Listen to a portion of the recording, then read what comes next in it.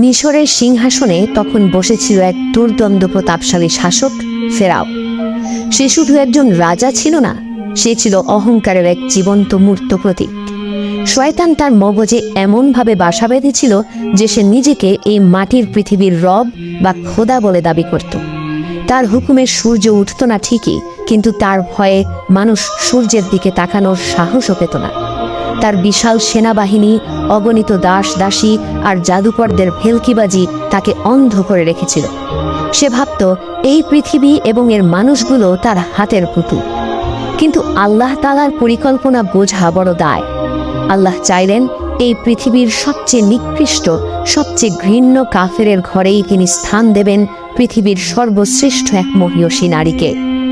আগুনের কুণ্ডলীর মাঝখানে যেমন পদ্ম ফুল ফুটে থাকে, ঠিক তেমনি ফেরাউনের প্রাসাদে ফুটে উঠলেন বিবি আসিয়া। কিভাবে সম্ভব হলো আগুন আর পানির এই অদ্ভুত মিলন? কিভাবে একজন জান্নাতি নারী একজন জাহান্নামী পুরুষের স্ত্রী হলেন? আসুন, ইতিহাসের সেই হারিয়ে যাওয়া অধ্যায়টি আজ আমরা একদম চোখের সামনে ভাসিয়ে তুলি। সেদিন ছিল মিশরের এক উৎসবের রাত। অমাবস্যার অন্ধকার রাত হলেও রাজপ্রাসাদ হাজারো মশালের আলোয় দিনের মতো আলোকিত ছিল। প্রাসাদের বিশাল তোরণ দিয়ে একের পর এক দামি রথ প্রবেশ করছিল। দেশের বড় বড় আমির, ওমরা, সেনাপতি আর জাদুকররা এসে জড়ো হয়েছে, কারণ আজ ফেরাউন তার দরবারে এক বিশেষ ঘোষণা দেবে। ফেরাউন তার হীরা মুক্তা খচিত বিশাল সিংহাসনে হেলান দিয়ে বসে আছে। তার মাথায় সোনার মুকুট, হাতে রাজদণ্ড আর শরীরে রেশমি পোশাক। তার পায়ের কাছে বসে আছে সুন্দরী দাসীরা। কেউ বাতাস করছে, কেউ শরাবের পেয়ালা এগিয়ে দিচ্ছে। কিন্তু অদ্ভুত ব্যাপার হলো, এত আয়োজন, এত উৎসবের মাঝেও ফেরাউনের মুখে কোনো হাসি নেই। তার কপালে চিন্তার ভাঁজ, তার চোখগুলো কেমন যেন শূন্য। ফেরাউন তার প্রধান উজির হামানকে ইশারা করল। হামান ছিল ফেরাউনের ডান হাত, চতুর, ধূর্ত এবং কুটিল বুদ্ধি সম্পন্ন এক শয়তান মানুষ। ফেরাউনের ইশারা পেতেই হামান দ্রুত কয়েক কদমে গিয়ে এলো। সে মাটিতে মাথা ঠেকিয়ে কুর্নিশ করল। হামান বিনীত স্বরে বলল, আদেশ করুন জাহাপনা খোদায়ে আজম, এই অধম গোলাম আপনার হুকুমের অপেক্ষায় আছে। আপনি কি নীল নদের গতিপথ পাল্টে দিতে চান, নাকি কোনো বিদ্রোহী জাতিকে মাটির সাথে মিশিয়ে দিতে চান? আপনার এক ইশারায় আসমান থেকে জমিন পর্যন্ত সব কিছু কেঁপে উঠবে। ফেরাউন তাচ্ছিল্যের হাসি হাসল। সে রাজদণ্ডটি নাড়াতে নাড়াতে বলল, না হামান, আজ আমি তোমাকে কোনো যুদ্ধ বা হত্যার কথা বলতে ডাকিনি। তুমি কি দেখতে পাচ্ছ না আমার এই বিশাল সাম্রাজ্য? পূর্বে থেকে পশ্চিমে, উত্তর থেকে দক্ষিণে সবাই আমার নামে সেজদা করে। আমার ভাণ্ডারে সোনা দানা, মণি মুক্তার কোনো অভাব নেই। আমার হুকুমে হাজার হাজার মানুষ জীবন দিতে প্রস্তুত। কিন্তু হামান অবাক হয়ে জিজ্ঞেস করল, কিন্তু কি জাহাপনা, আপনার আবার কিসের অভাব হতে পারে? আপনি তো স্বয়ং রব। আপনার চলায় ফেরায় কোনো অপূর্ণতা তো আমি দেখি না। ফেরাউন দীর্ঘশ্বাস ফেলে সিংহাসন থেকে উঠে দাঁড়ালো। তারপর বলল, অভাব আছে হামান, অভাব আছে। আমার এই বিশাল প্রাসাদের অন্দরমহল বড় বেশি শূন্য। আমার সিংহাসনের পাশে বসার মতো, আমার এই ঐশ্বর্যকে পূর্ণতা দেওয়ার মতো কোনো রানী আজ পর্যন্ত আমি পেলাম না। আমার হেরেমের শত শত দাসী আমার মনোরঞ্জন করতে পারে, আমার সেবা করতে পারে, কিন্তু তাদের কেউ আমার হৃদয়ের রানী হওয়ার যোগ্যতা রাখে না। আমি এমন এক নারীকে চাই যাকে দেখে মনে হবে সে এই মাটির পৃথিবীর কেউ নয়, যার দিকে তাকালে আমার মনে হবে আমি সত্যিই খোদা আর সে আমার দেবী। হামান শয়তানি হাসি দিয়ে বলল, জাহাপনা, এটা তো আপনার জন্য কোনো সমস্যাই নয়। আপনি হুকুম দিলেই তো পৃথিবীর সব সুন্দরী রাজকন্যা আপনার পায়ের কাছে লুটিয়ে পড়বে। আপনি শুধু বলুন কোন দেশের রাজকন্যাকে আপনার চাই, সিরিয়া, ইয়েমেন নাকি ব্যাবিলন? আমি এখনই দূত পাঠাবো। ফেরাউন মাথা নাড়ল। সে বলল, না হামান, আমি ভিনদেশী কাউকে চাই না। ভিনদেশী নারীরা আমাদের সংস্কৃতি বোঝে না। আমি চাই আমার এই মিশরেরই কাউকে, কিন্তু তার রূপ হতে হবে অতুলনীয়, তার স্বভাব হতে হবে শান্ত নদীর মতো, আর তার আভিজাত্য হতে হবে আমার সিংহাসনের মতো উঁচুতে। তার চোখের দিকে তাকালে যেন আমি আমার সব ক্লান্তি ভুলে যাই। এমন কাউকে কি তুমি চেনো হামান? নাকি আমার এই বিশাল রাজ্যে এমন কোনো নারী নেই? হামান কিছুক্ষণ চিন্তায় মগ্ন রইল। দরবারে পিন পতন নীরবতা। সবাই হামানের মুখের দিকে তাকিয়ে আছে। হামান তার সাদা দাড়িতে হাত বুলিয়ে ভাবতে লাগলো, হঠাৎ তার চোখ চকচক করে উঠল। সে ফেরাউনের দিকে এগিয়ে গিয়ে ফিসফিস করে বলল, জাহাপনা, আমি এমন একজনের কথা শুনেছি। তবে? ফেরাউন অধৈর্য হয়ে ধমক দিয়ে বলল, তবে কি? ভনিতা না করে স্পষ্ট বলো, কে সে, কোথায় থাকে? হামান বলল, জাহাপনা, তার নাম আসিয়া। সে মুজাহিম নামক এক ব্যক্তির কন্যা। আমি শুনেছি আল্লাহ মানে প্রকৃতি তাকে নিজের হাতে নিখুঁত করে বানিয়েছেন। তার রূপের বর্ণনা আমি লোকমুখে শুনেছি। সূর্য উদয় হলে যেমন পৃথিবী আলোকিত হয়, আসিয়া হাসলে নাকি অন্ধকার ঘরও তেমন আলোকিত হয়ে যায়। তার গায়ের রং চাঁদের মতো ফর্সা, আর তার কথাবার্তা নাকি এতটাই মধুর যে শুনলে মনে হয় কোনো সঙ্গীত বাজছে। তার মতো বুদ্ধিমতী, মার্জিত এবং রূপসী নারী এই মুহূর্তে মিশরের মাটিতে দ্বিতীয়টি নেই। ফেরাউনের চোখ লোভে চকচক করে উঠল। সে কল্পনায় যেন আসিয়াকে দেখতে পেল। সে বলল, চমৎকার হামান, তুমি ঠিক এমন একজনকেই বর্ণনা করেছ যাকে আমি খুঁজছিলাম। তাকেই আমার চাই। এখনই বিয়ের আয়োজন করো। হামান আমতা আমতা করে বলল, কিন্তু জাহাপনা, একটা বড় সমস্যা আছে। এই আসিয়া কোনো রাজবংশের মেয়ে নয়। তার শরীরে কোনো রাজকীয় রক্ত নেই। ফেরাউন ভ্রু কুঁচকে জিজ্ঞেস করল, তাহলে সে কে? কোনো সেনাপতির মেয়ে নাকি কোনো ব্যবসায়ীর? হামান মাথা নিচু করে বলল, না জাহাপনা, সে হলো বনি ইসরায়েল বংশের মেয়ে। যে জাতিকে আমরা গোলাম বানিয়ে রেখেছি, যারা আমাদের দাসত্ব করে, রাস্তাঘাট পরিষ্কার করে, পাথর ভাঙে, সে তাদেরই মেয়ে। এই কথা শোনা মাত্র ফেরাউন স্তব্ধ হয়ে গেল। তার অহংকারে প্রচণ্ড আঘাত লাগলো। সে গর্জন করে বলল, কি বললে তুমি? বনি ইসরায়েল? আমার গোলামদের মেয়ে হবে মিশরের রানী? যে জাতির পুরুষরা আমার জুতো পরিষ্কার করে, তাদের মেয়ে আমার পাশে সিংহাসনে বসবে? এটা কি আমার শানের খেলাফ নয়? হামান, তুমি কি আমাকে অপমান করতে চাও? হামান জানত ফেরাউনের দুর্বলতা কোথায়। সে খুব চতুরতার সাথে বলল, জাহাপনা, রাগ করবেন না, একটু ভেবে দেখুন। ফুলের জন্ম তো কাঁটার মাঝেই হয়। হীরা তো কয়লার খনিতেই পাওয়া যায়। কয়লার খনিতে আছে বলে কি হীরার দাম কমে যায়? বনি ইসরায়েলের মেয়ে হলেও তার রূপ যদি আপনাকে মুগ্ধ করতে পারে, তবে তাকে দাসী থেকে রানী বানালে আপনার মহত্বই প্রকাশ পাবে। প্রজারা দেখবে তাদের খোদা কত দয়াল। তারা ভাববে ফেরাউন তার গোলামদেরও কত সম্মান দেয়। এতে বনি ইসরায়েলরাও আপনার প্রতি কৃতজ্ঞ থাকবে। আর তাছাড়া আপনি তো খোদা। আপনি যাকে ইচ্ছা উঁচুতে তুলবেন, যাকে ইচ্ছা নিচে নামাবেন। এতে আপনার শান কমবে না, বরং বাড়বে। হামানের এই তেলমাখা কথা ফেরাউনের মনে ধরল। সে ভাবল, সত্যিই তো, আমি যা চাইব তাই হবে। সে আর দেরি করল না। সে চিৎকার করে বলল, হামান, আমি আর এক মুহূর্ত অপেক্ষা করতে চাই না। আজই, এখনই তুমি সৈন্য সামন্ত নিয়ে মুজাহিমের বাড়িতে যাও। তাকে গিয়ে বলো তার ভাগ্য আজ সুপ্রসন্ন। স্বয়ং ফেরাউন তার কন্যাকে বিয়ে করতে চায়। তাকে বলো সে যেন তার মেয়েকে প্রস্তুত রাখে। যাও, আমার পয়গাম নিয়ে যাও। হামান কুর্নিশ করে বলল, আপনার আদেশ শিরোধার্য জাহাপনা। ফেরাউনের রাজপ্রাসাদ থেকে অনেক দূরে শহরের এক প্রান্তে ছিল বনি ইসরায়েলদের বস্তি। সেখানকার বাতাস ছিল অন্যরকম। প্রাসাদের মতো সেখানে আতরের সুবাস ছিল না, বরং ছিল দারিদ্র্য, ঘাম আর চোখের পানির গন্ধ। ঘরগুলো ছিল মাটির তৈরি, ছাদগুলো ছিল ভাঙাচোরা। পুরুষরা সকাল থেকে সন্ধ্যা পর্যন্ত ফেরাউনের পিরামিড তৈরির কাজে ব্যস্ত থাকত, আর নারীরা ঘরে বসে আল্লাহর কাছে মুক্তির ফরিয়াদ করত। এই বস্তিরই এক প্রান্তে ছিল মুজাহিমের ছোট্ট ঘর। মুজাহিম ছিলেন একজন অত্যন্ত নেককার এবং আল্লাহওয়ালা মানুষ। তিনি গোপনে হজরত ইব্রাহিম আলাইহিসসালাম এবং হজরত ইউসুফ আলাইহিসসালামের ধর্মের অনুসরণ করতেন।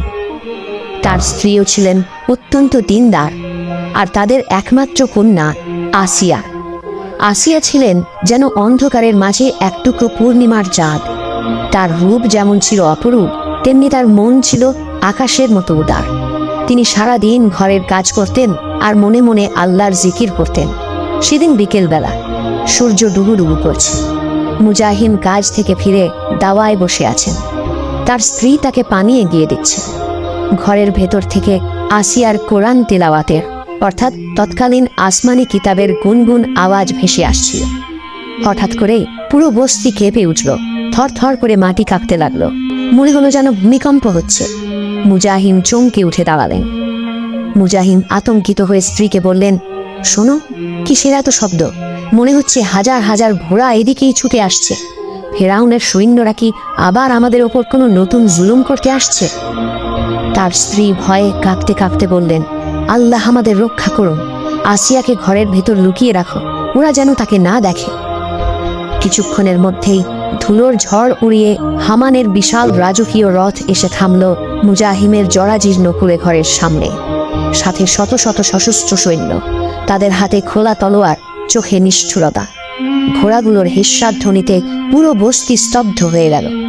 বনি ইসরায়েলের লোকেলা ভয়ে যে যার ঘরের দরজা বন্ধ করে দিল।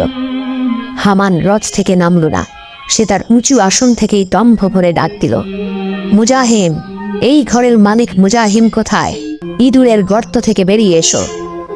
মুজাহিম আল্লাহর নাম নিয়ে কাঁপতে কাঁপতে ঘর থেকে বের হলেন, তার পেছনে তার স্ত্রী।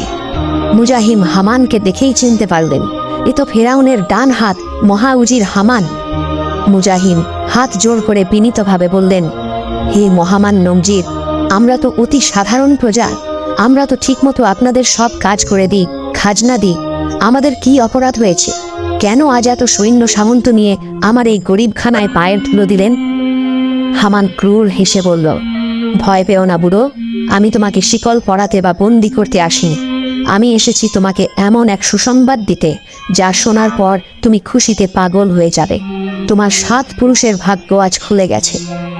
মুজাহিম অবাক হয়ে তাকালেন, তার মনে কুরাক ডাকছিল। তিনি বললেন, আমাদের মতো গোলামের আবার কি ভাগ্য খুলবে হুজুর? হামান বলল, কান খুলে শোনো, আমাদের মহান রব, সূর্যবংশের প্রতীক, মিশরের অধিপতি ফেরাউন তোমার কন্যা আসিয়ার রূপের কথা শুনেছেন। তিনি তোমার কন্যাকে তার প্রাসাদের প্রধান রানী হিসেবে বরণ করতে চান। আজই তোমাকে সম্মতি দিতে হবে। আগামী পূর্ণিমার রাতে বিয়ের লগ্ন ঠিক করা হয়েছে। যাও, মিষ্টি মুখ করো এবং মেয়েকে সাজিয়ে তোলো। হামানের কথাগুলো শোনা মাত্রই মুজাহিমের মনে হলো আকাশ ভেঙে তার মাথায় পড়েছে। তার পায়ের নিচ থেকে মাটি সরে গেল। তার স্ত্রী চিৎকার করে কেঁদে উঠলেন। ঘরের ভেতর আসিয়া দরজার আড়াল থেকে সব শুনছিলেন। তার হাত থেকে পানির গ্লাস পড়ে চূর্ণ বিচূর্ণ হয়ে গেল।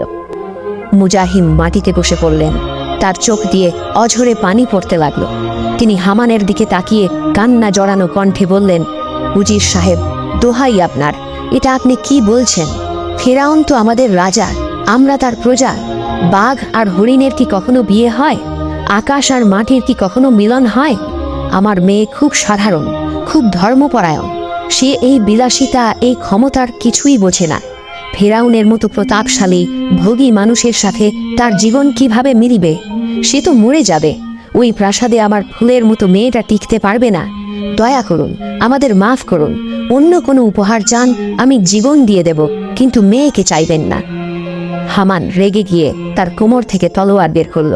সে তলোয়ারের ডগাটা মুজাহিমের গলার কাছে ধরে গর্জন করে বলল, স্পর্ধা তো কম নয় তোমার? ফেরাউনের প্রস্তাব ফিরিয়ে দেওয়ার সাহস তুমি কোথায় পেলে? তুমি কি জানো তুমি কার মুখের উপর না বলছো? তুমি কি জানো এর পরিণাম কি? মুজাহিম চোখের পানি ফেলে বললেন, আমি জানি, আমাকে মেরে ফেলুন, কুচি কুচি করে কেটে ফেলুন, কিন্তু আমি বাবা হয়ে আমার পবিত্র মেয়েকে জেনে শুনে আগুনের মুখে ঠেলে দিতে পারি না। এটা আমার পক্ষে সম্ভব না। হামান ঠান্ডা গলায় বলল, শোনো মুজাহিম, আবেগে কাজ হবে না। তোমাকে আমি কাল সকাল পর্যন্ত সময় দিচ্ছি। যদি কাল সূর্য ওঠার আগে তুমি তোমার মেয়েকে স্বইচ্ছায় ফেরাউনের হাতে তুলে না দাও, তাহলে আমি কসম করে বলছি, সূর্যাস্তের আগে তোমার এই পুরো বস্তি জ্বালিয়ে দেওয়া হবে। তোমার চোখের সামনে তোমার স্ত্রীকে হত্যা করা হবে, তোমাকে তিলে তিলে টুকরো টুকরো করা হবে। আর শুধু তাই নয়, তোমার কওমের হাজার হাজার শিশুকে নীল নদে ডুবিয়ে মারা হবে। এখন সিদ্ধান্ত তোমার, মেয়ের জীবন নাকি পুরো কওমের জীবন। কাল সকালে আমি আসব। হামান তার বাহিনী নিয়ে চলে গেল, কিন্তু রেখে গেল এক মৃত্যুপুরীর নীরবতা। হামান চলে যাবার পর মুজাহিমের ঘরে কান্নার রোল পড়ে গেল। বাবা মা দুজনেই পাগলের মতো কাঁদছেন। তারা কিছুতেই মেনে নিতে পারছেন না যে তাদের কলিজার টুকরা তাহাজ্জুদ গুজার মেয়েটাকে ওই নাস্তিক জালিমের বিছানায় যেতে হবে। মুজাহিম বিলাপ করে বলছিলেন, হে আল্লাহ, তুমি কেন আমাকে এত গরিব করেছ? কেন আমার মেয়েটাকে এত সুন্দর করেছ? আজ যদি আমি রাজা হতাম, তবে ওই ফেরাউনের জিহ্বা কেটে নিতাম। আমার মা জননীকে আমি কিভাবে ওই নরকের কীটের হাতে তুলে দেব? তখনই ঘরের ভেতর থেকে ধীর পায়ে বেরিয়ে এলেন আসিয়া। তার পরনে সাধারণ সুতির কাপড়, মাথায় ওড়না। তার চোখে পানি ছিল না, ছিল এক অদ্ভুত শান্ত ভাব। তার চেহারা দিয়ে যেন ইমানের নূরের আভা বের হচ্ছিল। তিনি এসে বাবার কাঁধে হাত রাখলেন, বললেন, বাবা, আপনি কাঁদবেন না, উঠে দাঁড়ান। মুজাহিদ মেয়েকে জড়িয়ে ধরে হাউমাউ করে কেঁদে বললেন, মা রে, আমি তোকে কিভাবে বাঁচাবো? আমি তোকে ওই নরপশুর হাতে তুলে দেওয়ার আগে নিজের গলায় কেটে ফেলতাম, কিন্তু সে যে পুরো কমকে মেরে ফেলার হুমকি দিয়ে গেল। আমি এখন কি করব মা? আমি তো নিরুপায়। আসিয়া শান্ত কণ্ঠে বললেন, বাবা, জীবন ও মৃত্যু আল্লাহর হাতে। আল্লাহ যদি তকদিরে কোনো পরীক্ষা লিখে থাকেন, তবে তা থেকে পালানোর সাধ্য আমাদের নেই। আপনি যদি আমার সুখের কথা চিন্তা করে না বলেন, তবে হাজার হাজার নিরপরাধ মানুষ মারা যাবে। ওই মাসুম শিশুদের রক্তের দায় কি আমি নিতে পারবো? আমার একার জীবনের চেয়ে কি হাজারো মানুষের জীবন বড় নয়? আসিয়া আকাশের দিকে তাকালেন। তার মনে হলো আল্লাহ যেন তাকে কোনো এক মহান উদ্দেশ্যে নির্বাচন করছেন। তিনি বললেন, বাবা, আপনি হামানকে খবর পাঠিয়ে দিন, আমি ফেরাউনকে বিয়ে করতে রাজি আছি। মুজাহিদ চিৎকার করে উঠলেন, না মা, এটা হতে পারে না। তুই তোর ঈমান কিভাবে বাঁচাবে? তুই ওই নাস্তিকের ঘরে কিভাবে থাকবি? সে তোকে নষ্ট করে দেবে। আসিয়া বললেন, বাবা, হযরত ইউসুফ আলাইহিস সালাম কি মিশরের কাফের রাজার প্রাসাদে থেকেও নবী ছিলেন না? আল্লাহ কি তাকে রক্ষা করেননি? হযরত লূত আলাইহিস সালামের স্ত্রী নবীর ঘরে থেকেও কাফের ছিল, আর আমি কাফেরের ঘরে থেকেও মুমিন থাকব ইনশাআল্লাহ। আমার দেহ হয়তো ফেরাউনের প্রাসাদে যাবে, কিন্তু আমার আত্মা, আমার মন সবসময় আমার রবের সেজদায় নত থাকবে। আমি নিজেকে আমার কওমের জন্য কুরবানি দিলাম। আপনি শুধু দোয়া করবেন আল্লাহ যেন আমার ইজ্জত রক্ষা করেন। সেই রাতে আসিয়া সারা রাত সেজদায় পড়ে রইলেন। তিনি কাঁদলেন না, শুধু ফরিয়াদ করলেন, হে আমার রব, আমি দুনিয়ার আগুন থেকে আমার কওমকে বাঁচাতে নিজেকে বিলিয়ে দিচ্ছি। তুমি আমাকে আখিরাতের আগুন থেকে বাঁচিও। তুমি ওই জালিমের স্পর্শ থেকে আমাকে পবিত্র রেখো। আমার জন্য জান্নাতে তোমার কাছে একটি ঘর বানিয়ে দিও। পরদিন সকালে সূর্য ওঠার আগেই হামান তার বিশাল বাহিনী নিয়ে আবার মুজাহিমের দরজায় হাজির হলো। তার চোখে বিজয়ের হাসি। সে জানত মুজাহিম না করতে পারবে না। মুজাহিম বুক ফাটা কান্না চেপে হামানকে জানিয়ে দিলেন যে তার মেয়ে রাজি। কিন্তু তিনি বললেন, হে উজির, আমার মেয়ে একটি শর্ত দিয়েছে, যদি এই শর্ত মানা হয় তবেই সে বিয়েতে রাজি। হামান অবাক হয়ে বলল, শর্ত? ফেরাউনের কাছে শর্ত দেওয়ার সাহস কার আছে? আচ্ছা বলো, কি সেই শর্ত? মুজাহিম কাঁপতে কাঁপতে বললেন, আমার মেয়ে বলেছে সে বিয়ে করবে যদি মহামান্য ফেরাউন কথা দেন যে তিনি আমার পরিবারের কাউকে কোনোদিন হত্যা করবেন না, আমাদের উপর জুলুম করবেন না এবং বনি ইসরায়েলের উপর অত্যাচার কমিয়ে দেবেন, আর প্রাসাদে আমার মেয়েকে তার নিজের ধর্মের পালন করার পূর্ণ স্বাধীনতা দিতে হবে। হামান শর্তগুলো শুনে ফেরাউনকে জানালো। ফেরাউন তখন আসিয়ার রূপের বর্ণনায় এতটাই পাগল ছিল যে সে সব শর্ত মেনে নিল। সে বলল, ঠিক আছে, আমি কথা দিলাম, আসিয়াকে খুশি করার জন্য আমি সব করতে পারি। মুহূর্তের মধ্যে পুরো মিশরে উৎসব শুরু হয়ে গেল। ফেরাউন আদেশ দিল যেন নীল নদের দুই পার সোনার রূপ দিয়ে সাজানো হয়। হাজার হাজার মশাল জ্বালানো হলো। বাদ্যবাজনায় আকাশ বাতাস মুখরিত হয়ে উঠল। কিন্তু বনি ইসরায়েলদের বস্তিতে ছিল কেবল নীরবতা আর দীর্ঘশ্বাস। তারা জানত তাদের বাঁচাতে গিয়ে তাদেরই এক বোন নিজেকে আজ আগুনের গর্তে ঠেলে দিচ্ছে। আসিয়া যখন বাবার ঘর থেকে বের হলেন, তখন তার পরনে ছিল রাজকীয় পোশাক, কিন্তু তার চোখ ছিল অশ্রু সজল। বিদায় বেলায় তিনি বাবাকে জড়িয়ে ধরে শুধু একটা কথাই বললেন, বাবা, আমার জন্য চিন্তা করবেন না, আমার রব আমার সাথে আছেন। শুধু দোয়া করবেন যেন শেষ নিঃশ্বাস পর্যন্ত ঈমান নিয়ে বেঁচে থাকতে পারে। ফেরাউনের ঐশ্বর্য যেন আমাকে অন্ধ না করে। রাত গভীর হলো।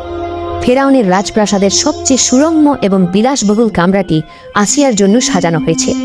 কামরার মেঝেতে দামি পারস্য গালিচা, ছাদে ঝুলছে হাজারো বাতি, দেওয়ালগুলো সোনায় মোড়ানো, চারিদিকে সুগন্ধি ছড়ানো। কিন্তু আসিয়ার কাছে মনে হলো তিনি যেন কোনো কবরের ভিতর বসে আছেন। এই ঐশ্বর্য তাকে টানছে না, বরং তার দম বন্ধ হয়ে আসছে। দাসীরা তাকে সাজিয়ে রেখে চলে গেল। আসিয়া এখন একা। তিনি জানতেন আর কিছুক্ষণের মধ্যেই সেই নরাধম পাপিষ্ঠ ফেরাউন এই ঘরে প্রবেশ করবে।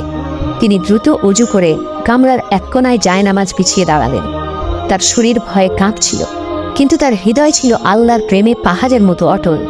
তিনি সেজদায় লুটিয়ে পড়লেন। চোখের পানি জায়নামাজ ভিজে গেল। তিনি কান্না জড়িত কণ্ঠে ফরিয়াদ করলেন, হে আমার রব, আমি দুনিয়ার আগুন থেকে আমার কমকে বাঁচাতে নিজেকে বিলিয়ে দিচ্ছি। তুমি আমাকে আখেরাতের আগুন থেকে বাঁচিও। তুমি ওই জালিমের স্পর্শ থেকে আমাকে পবিত্র রেখো। আমার জন্য জান্নাতে তোমার কাছে একটি ঘর বানিয়ে দিও। কিছুক্ষণ পরে ভারী পায়ের শব্দ শোনা গেল। কামরার বিশাল দরজা খুলে গেল। ফেরাউন প্রবেশ করল। তার পরনে রাজকীয় পোশাক, চোখে কামনার নেশা।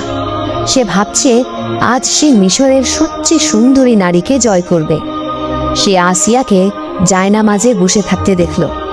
আসিয়ার নূরের আভায় যেন পুরো ঘর আলোকিত হয়ে আছে। ফেরাউন থমকে গেল। সে ভাবল, এত রূপ, এ তো সত্যিই মানবী নয়, এ যেন আসমানি দেবী। ফেরাউন ধীর পায়ে আসিয়ার দিকে এগিয়ে গেল। সে ডাকল, আসিয়া, হে আমার স্বপ্নের রানী, ওঠো। আজ থেকে তুমি এই মিশরের মালিকা। আজ থেকে আমি তোমার দাস। আমার দিকে তাকাও, আমি তোমাকে বিশ্বজয়ের সুখ দেব। আসিয়া জায়নামাজ ছেড়ে উঠে দাঁড়ালেন। তিনি পেছনের দিকে সরে গেলেন। তার মুখে ভয়ের কোনো চিহ্ন নেই, আছে কেবল ঘৃণা। তিনি বললেন, ফেরাউন, তুমি মিশরের রাজা হতে পারো, কিন্তু তুমি আমার হৃদয়ের রাজা নও। তুমি আমার কাছে এসো না, আমার রব এটা পছন্দ করেন না। ফেরাউন অট্ট হাসি দিল। সে বলল, আসিয়া, তুমি হয়তো লজ্জা পাচ্ছ। আমিই তো তোমার স্বামী, আমিই তো তোমার রব। নাউজুবিল্লাহ, এসো, কাছে এসো। ফেরাউন হাত বাড়িয়ে আসিয়াকে স্পর্শ করতে চাইল। ঠিক সেই মুহূর্তেই ঘটল এক অলৌকিক ঘটনা। ফেরাউনের বাড়ানো হাতটি যখনই আসিয়ার শরীরের কাছাকাছি পৌঁছালো, হঠাৎ তার মনে হলো সে যেন এক অদৃশ্য আগুনের দেয়াল স্পর্শ করেছে। ফেরাউন চমকে হাত সরিয়ে নিল। সে ভাবল, এটা হয়তো তার মনের ভুল। সে আবার চেষ্টা করল। এবার তার মনে হলো তার হাত যেন অবশ হয়ে যাচ্ছে, পাথরের মতো ভারী হয়ে যাচ্ছে। সে তার হাত নাড়াতে পারছিল না। তার হৃদস্পন্দন বেড়ে গেল। তার শ্বাস বন্ধ হয়ে আসার উপক্রম হলো। তার চোখের সামনে যেন অন্ধকার নেমে এলো। সে ভয়ে চিৎকার করে উঠল, এ কি, আমার কি হচ্ছে? আমার শরীর অবশ হয়ে যাচ্ছে কেন? আমার দম বন্ধ হয়ে আসছে কেন? কে আছিস? আমাকে বাঁচা। কিন্তু তার চিৎকার ঘরের বাইরে গেল না। আসিয়া তখন শান্ত কণ্ঠে বললেন, থামো ফেরাউন, তুমি কি এখনো বুঝতে পারছো না? আমার রব, যিনি আসমান এবং জমিনের মালিক, তিনি আমাকে তোমার অপবিত্র স্পর্শ থেকে রক্ষা করছেন। তুমি যদি আর এক পা এগো, তবে তুমি ধ্বংস হয়ে যাবে। ফেরাউন বিশ্বাস করতে পারছিল না। সে মিশরের খোদা দাবি করে, আর তার নিজের শরীর তার কথা শুনছে না। সে রাগে এবং অপমানে আবার আসিয়ার দিকে ঝাঁপিয়ে পড়তে চাইল।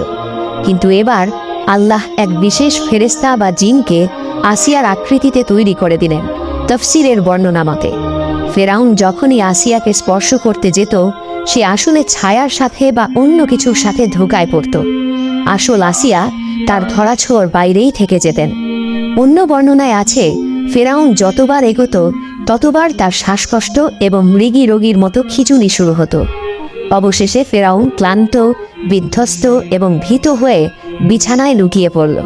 সে আসিয়ার দিকে তাকিয়ে বলল, তুমি কি কোনো জাদুকর নাকি কোনো দেবী?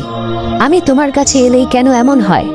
আমি তো মিশরের রাজা, আমাকে কেন তুমি গ্রহণ করছো না? আসিয়া বললেন, আমি জাদুকর নই, আমি এক আল্লাহর বান্দি। তুমি যদি আমার কাছে না আসো তবে তুমি সুস্থ থাকবে, আর যদি জোর করো তবে আমার রব তোমাকে ধ্বংস করে দেবে। তুমি আমাকে রানীর মর্যাদায় রাখতে পারো, কিন্তু স্বামী হিসেবে কোনো দিন পাবে না। ফেরাউন ভয় পেয়ে গেল। তার জীবনের মায়া বড়।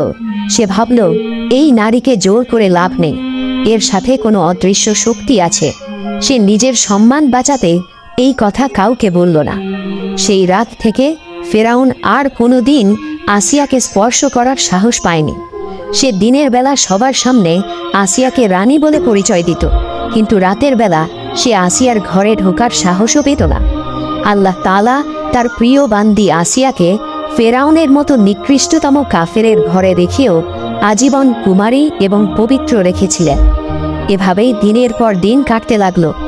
আসিয়া রাজপ্রাসাদে রানীর হালে থাকেন, কিন্তু তার মন পড়ে থাকে আল্লাহর ধ্যানে।